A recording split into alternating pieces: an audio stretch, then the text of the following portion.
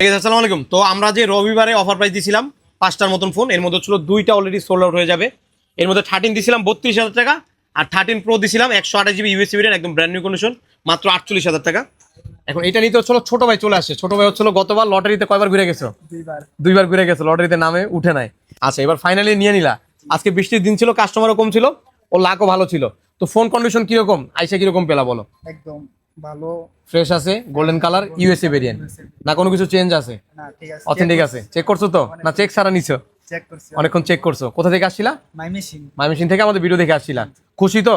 আজকে অনেক কম কাস্টমার ছিল, জি তাই। কোনো লটারি হয় নাই, তুমি নিয়ে নিছো, লাকি কাস্টমার বলতে পারো। আচ্ছা, খুশি? এখন ধরো ময়মনসিং থেকে আমাদের অনেকে ভিডিও দেখে, তাদের উদ্দেশ্যে কি বলবা? তার মায়ের বিলবিডিতে আসতে পারে, ভালো ফোন এখানে পাওয়া যায়।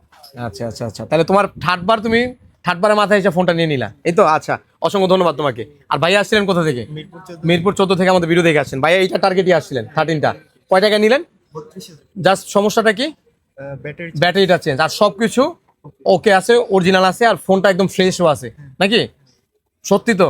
না আমি ওই যে ভিডিওতে বলছি, মনে করেন আনফ্রেশ আইসা ফ্রেশ এরকম চেক করছেন? ভাইয়াও ছিল, আরো 2-1 চেক করে দিছে আপনাকে।